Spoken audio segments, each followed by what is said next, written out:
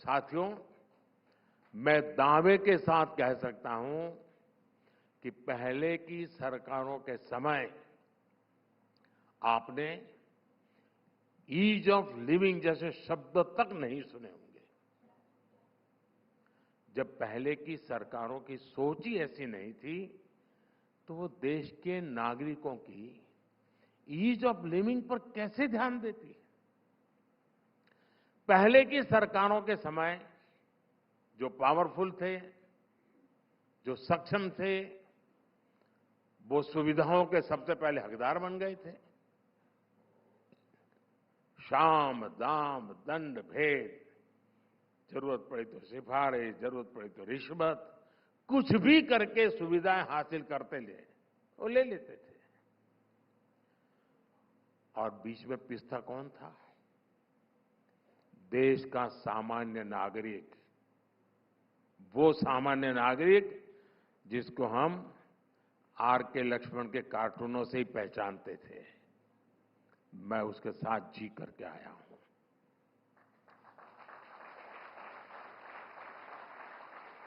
हाल ये थे कि न इस कॉमन मैन के वक्त की हमें कीमत थी और न ही उसकी जिंदगी की परेशानियों को कोई समझता था। इस कॉमन मैन की ईज ऑफ लिविंग को भी हमारी सर्वोच्च प्राथमिकता के रूप में हमारी सरकार ने काम किया है। मैं कुछ आंकड़े आपके सामने रखूंगा। हमारे देश में, और ये मैं जो आंकड़े रखता हूं वो थोड़ा आप लोगों से जुड़े हुए हैं तो आपको जल्दी अंदाज आएगा। पहले पासपोर्ट बनवाना हो तो औसतन 50 दिन लगते थे और एक छोटे से पुलिस वाले को भी जाकर के जरा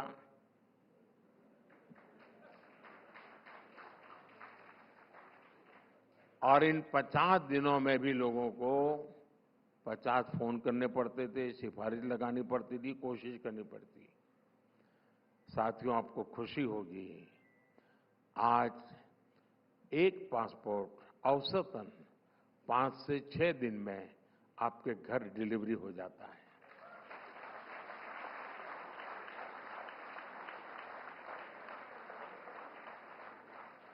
ये बदलाव कैसे आया? कर्मचारी वही है, फाइलें वही हैं, बजट वही है, बदलाव कैसे आया?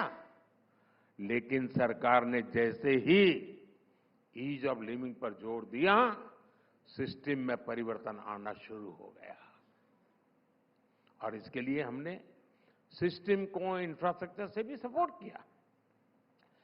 2014 से पहले देश में सिर्फ 77 पासपोर्ट सेवा केंद्र थे, पूरे देश में 77। आज करीब करीब 525 पासपोर्ट सेवा केंद्र है।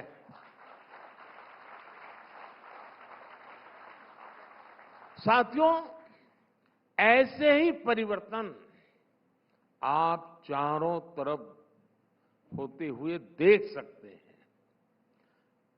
दूसरा भी विषय मैं आप ही के लोगों के साथ जुड़ा हुआ उठाना चाहता हूं। 2014 से पहले इनकम टैक्स रिफंड का एवरेज टाइम था 93 डेज। और ये भी तो कुछ लोग इस सिफारिश के कारण जल्दी लाते हैं इसलिए एवरेज कम आती होगी, बाकी कुछ लोगों को तो बेचारों को 2-2, 4-4 साल जाते होंगे। अब इनकम टैक्स रिफंड का एवरेज टाइम 10 दिन से भी कम हो गया है।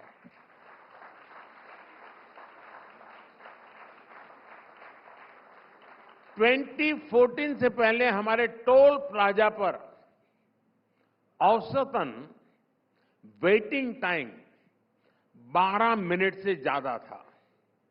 अब फास्टैग आने के बाद टोल प्लाजा पर average waiting time 30 to 40 second है।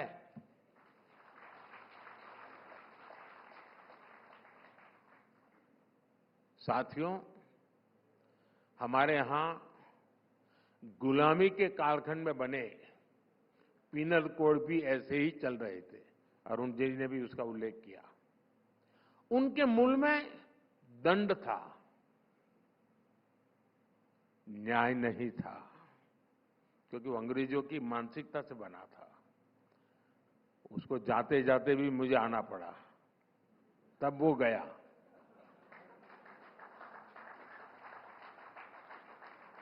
हमने अपने गवर्नेंस मॉडल की भावना के अनुकूल ही इनको न्याय केंद्रित बनाया है। ये जो 3 नए कोड संसद से पास हुए हैं, इनसे सामान्य से सामान्य नागरिक को और तेजी से न्याय मिलना संभव हुआ है। पिछले 10 साल में हमारी सरकार ने 1,500 से ज्यादा पुराने कानून खत्म किए हैं। इनमें से कितने ही कानून अंग्रेजों के समय में बने हुए थे और ऐसे ही चले आ रहे थे। मैं अक्सर कहता हूं कि लोगों के जीवन में सरकार का दबाव भी नहीं और सरकार का अभाव भी नहीं होना चाहिए।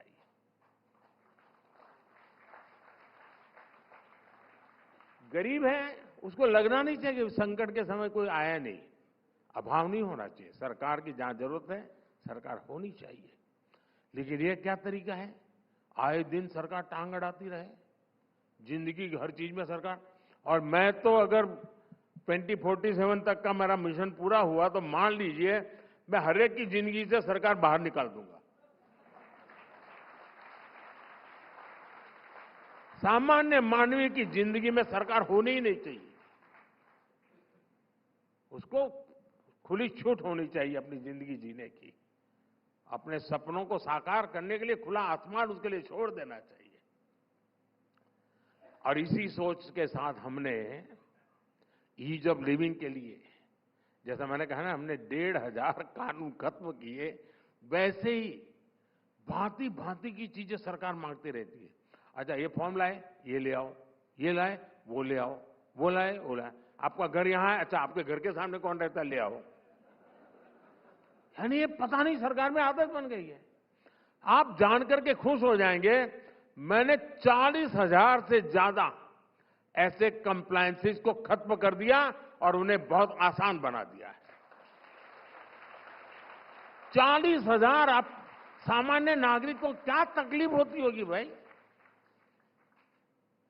हम पूरी कोशिश कर रहे हैं कि देश के सामान्य मानवी को किसी भी काम के लिए सरकारी दफ्तरों के चक्कर काटने ही न पड़े, लाइनों में लगना ही न पड़े।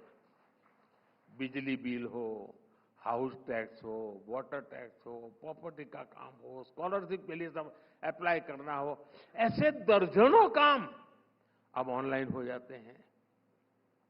अब रेलवे स्टेशन पर आपको कोई कतार नहीं दिखती होगी। बदल गई दुनिया।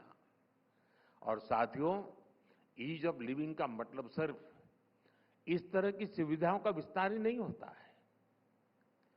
ईज ऑफ लिविंग तब बढ़ती है जब गरीब और मध्यम वर्ग की जेब में कुछ पैसे बचते हैं, उसकी बचत होती है।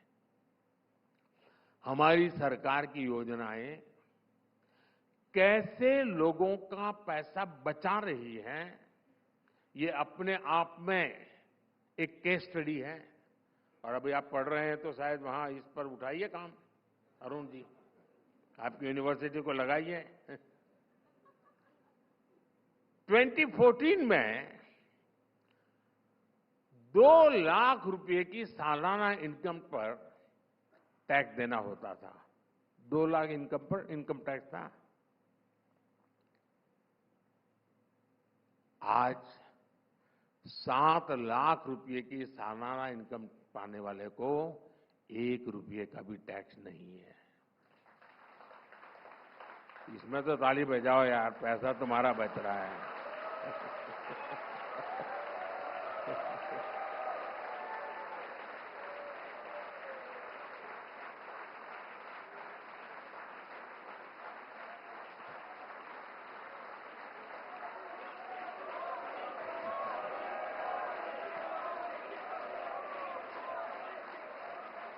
ये मैंने इसलिए किया, अगर किसी को ऐसी भाषण में नींद आ जाती है तो जगाने के लिए जरूरी था।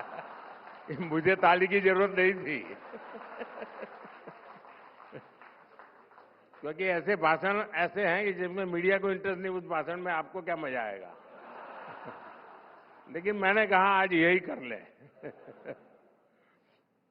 देखिए, हमारी सरकार ने जो निर्णय लिए हैं उसकी वजह से डायरेक्ट टैक्सेस में करीब करीब 2.5 लाख करोड़ रुपए बचे हैं। देश के नागरिकों के 2.5 लाख करोड़ रुपए।